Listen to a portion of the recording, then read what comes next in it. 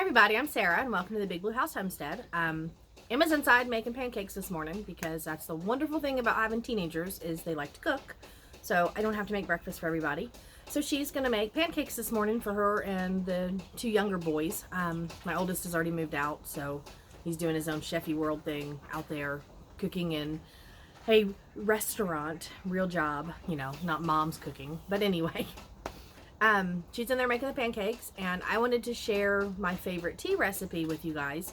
But before I do that, I have to go ahead and do my garden check. Because what I'm afraid of is like maybe the deer came through again, because they have been doing that, and I just need to make sure my plants are okay. I don't want to end up losing too many, and I've already lost quite a bit. So we're going to go check on the garden real quick, and we're going to look to see what's going on, and it's a really rainy, gloomy day. So might have to take an umbrella, but we'll see. Okay, garden looks great, so I don't have to worry about that. So now we're going to go in the kitchen. Now, I'm not using my tea kettle for this tea. This is a tea that you need to boil. You physically have to boil it and let it boil and sit for 5 minutes in a rolling boil to get all the medicinal qualities out of these herbs. But it's basic ingredients you have in your pantry. If you don't, then I please highly recommend that you stock up on some of this stuff. It will come in handy later on. Now, I am not a doctor by any means, and I am not doing this as a doctorate speech. I am just telling you this is what I lean towards, is the holistic, all-natural healing remedies. And this one is one of my all-time favorite. I've used it my entire adult life. Anytime we've had any type of sickness, illness, or anything, I use this tea. It's great for colds, flus, sinus issues, and fever. It's a fever reducer. It also clears and helps with sinus problems. It gets all that bad negative out of your body from your colds and flus that you get, and it's very beneficial to you. All natural, caffeine free, beautiful, wonderful, just herbal tea. So what I have is I have some peppermint tea, and this is just a bag of celestial seasonings. I just keep them in a canister because we use them quite a bit when we get sick, which isn't often, but when we do, this comes in handy. But peppermint tea. If you have your own dried peppermint or mints, you can use that as well. I do have that, but I'm trying to focus more on what you would need to purchase at a store. A lot of people don't grow their own mint and don't have their own gardens, but they're going to be watching and wondering, well, where can I get this stuff?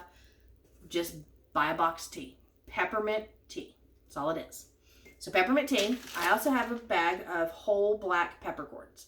Now you want to use the whole peppercorn only. You don't want to use your ground black peppers. It's going to release too many oils and make a very spicy tea, which is going to be almost undrinkable. I mean, I'm going to be honest with you. If it's too spicy, you're not going to want to drink it, and your body's going to react and not want it in you.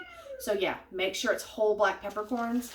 And I just buy these at the grocery store, international section. It's 99 cents a pack, and big whole peppercorns. So that's important. All right, and so third is to have basil. Now, I have dried basil from the garden last year. I'm down to the last of it, so I planted a lot more this year because I need a lot more. But you can use just store-bought basil. Do not use fresh. You want dried basil. It reacts better with the tea to have it already dried. With the fresher basils, it's going to mush and break apart, and it's going to be hard to actually like seep out and sieve out of your teas. So you can't strain it very well, and you don't want to drink the slimy basil leaves. So dried basil works so much better. So again, that was just peppermint tea bags, black peppercorns, and some dried basil. So what I'm going to do now is get my measuring cup, and I'm going to put 2 cups of water in this pot, and we're going to get it to a rolling boil. 2 cups of water into your pot, and we're going to turn that to high, and we're going to get this to a rolling boil.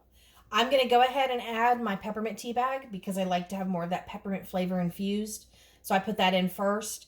When it comes to the boil, we'll add the rest, and it's very, very basic, simple ingredients. So we're going to just wait for this to boil, and we'll come back. Okay, so the tea's starting to come to a boil, and like I said, I put my peppermint tea in first just to infuse more peppermint flavor, but you can see it starting to bubble. So at this point, I'm going to go ahead and add 5 black peppercorns. Only 5, no more than that, no less, but 5 black peppercorns.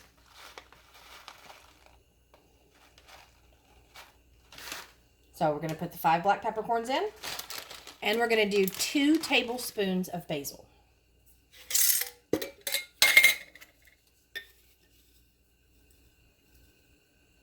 You can add your stems and everything. I don't clean mine very well, but I'm going to do 2 tablespoons of basil.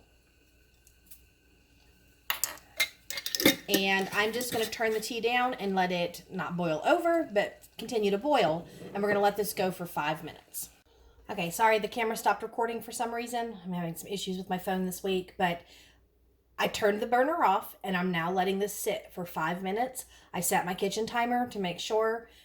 You don't want it to go any further than that because it's going to get too strong in your flavors and then it's not going to taste as good. So yeah, just let it sit in your pot for 5 minutes and do its little steeping like most teas need to do. And that's going to pull out all those ingredients that are going to be medicinal for you. So yeah, let's wait 5 minutes and we'll see what happens next. Okay, at this point, you want to get yourself a coffee cup. I just grabbed the clear one, whichever one you prefer. My other one's full of regular tea, so I'm using a new one. But get yourself a nice little sieve like this. If not, use a coffee filter, and then you're going to pour it slower through the coffee filter. But with this, I'm just going to use the sieve, and it's going to catch all of this stuff. A regular colander is going to end up letting some of that go through, and you really don't want to drink the nasty contents at the bottom. Nobody likes the coffee grounds or the tea leaves. So you want to strain it as best you can. I'm going to actually pour it into my measuring cup. I find that easier sometimes because it has the spout and then I don't make as much of a mess.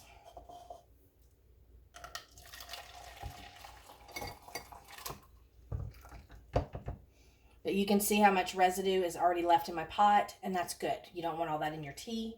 It's already infused the flavors, so you just want to focus on cleaning this out as much as possible. What I'm doing now is I'm just going to pour this through my sieve and catch all the rest of these little leaves and peppercorns. Oh, that filled it almost to the top.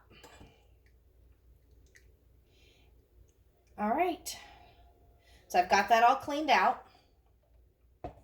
And then now what we're going to do is we're going to let this come down some. When it's this hot, it's hard to drink. So you want to let it sit for about a good, 8 to 10 minutes to where it's drinkable. This is not a sipping tea. This is a tea that you drink fast. You want to not chug it, but you want to drink it down really quickly because if you sit and sip it, it's going to start to kick in before you finish the tea, and you want to get as much of this in your body as possible so it can do its medicine. So now we're going to wait 10 minutes and let it go ahead and cool, and then we'll talk about what to do next. Okay, so while my tea's cooling, I just want to talk about the benefits of these herbs. Now, I'm a strong believer in good food in your body makes for better health. The reason why I say that is because you're going to look at me and think, oh, she's a big girl. Well, I was a lot bigger. A few years back, I decided to make major lifestyle changes. So I've lost over 200 pounds just by changing some of my eating habits. And now we're not talking about strict diets and excessive exercise and things like that. I'm talking about just introducing good, healthy foods into my body instead of all those processed and fast foods and, things that have all those negatives. So benefits of these herbs are all around kind of in the same general categories. If you look up and do the Google search, you're going to get long lists and it's going to tell you everything that it's good for. I'm just going to throw out some of them to kind of help you understand.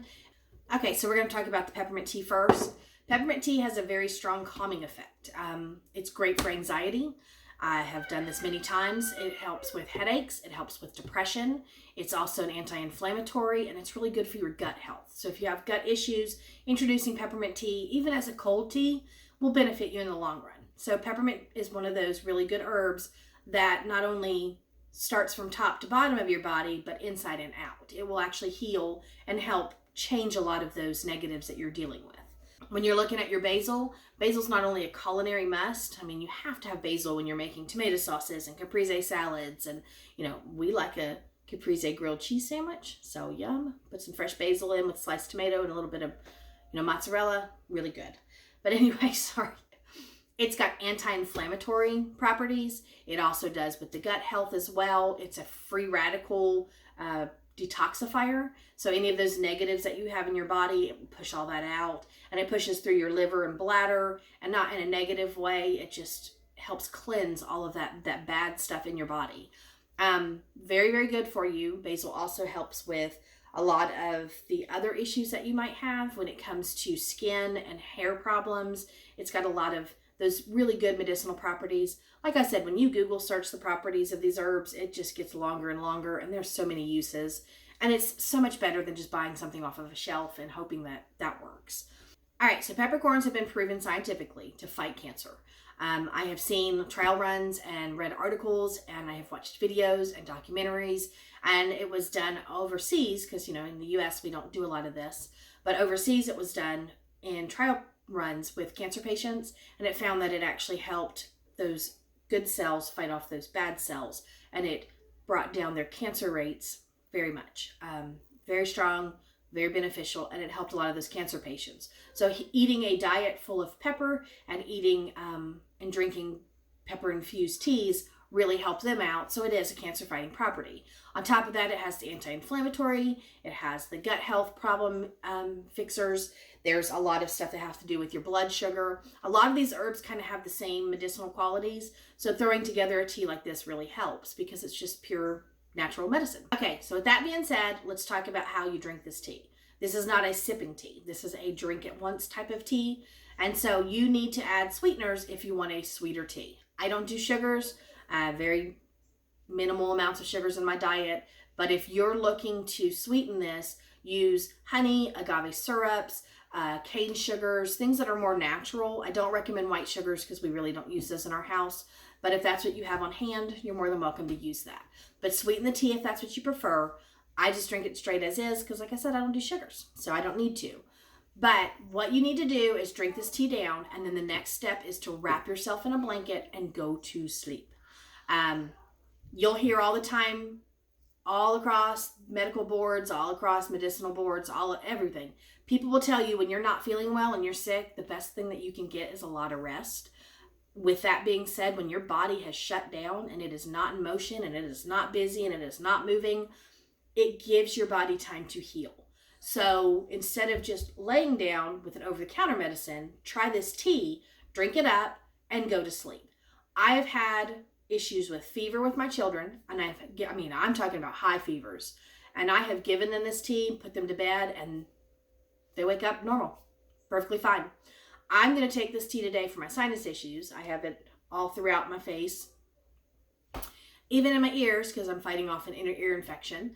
But I'm going to drink this tea today. It's still early. I'm not going to bed for night, but I'm going to go take a little nap. Not even like fall asleep nap, but just one of those like little siestas where you lay on the couch, watch TV for a little bit, just kind of mellow out. That's what I'm going to do. And if I fall asleep, I fall asleep. I'm hoping I do. Maybe I can get a little nap. But I have kids, so, you know, that's always a hard thing. But yeah, drink this tea and then go to bed. I've had some issues already here in the past with my infection in the last week, the sinus infection, where I've had to take the tea because of the amount of fevers that I'm getting and the pain and the congestion and the issues all in my ears. And it's definitely benefited me. And I can tell you that I have not gone to the doctor for my ear yet. I've done warm compresses, a little bit of drops of stuff in my ears, and drank this tea. And I went from not being able to hear and severe pain to I can kind of just barely feel it now. So it's something that I strongly believe is a beneficial tea. But with that being said, 3 simple ingredients: peppermint, basil, and peppercorns. 2 cups of water, 1 peppermint bag, 2 tablespoons of basil, and 5 peppercorns. Boil it for 5 minutes, let it steep for 5 minutes, strain it all out, throw it in your glass. And it looks no different than any other tea. And it really doesn't taste that bad. I like to put the peppermint in to give it more flavor of peppermint before I add the other stuff.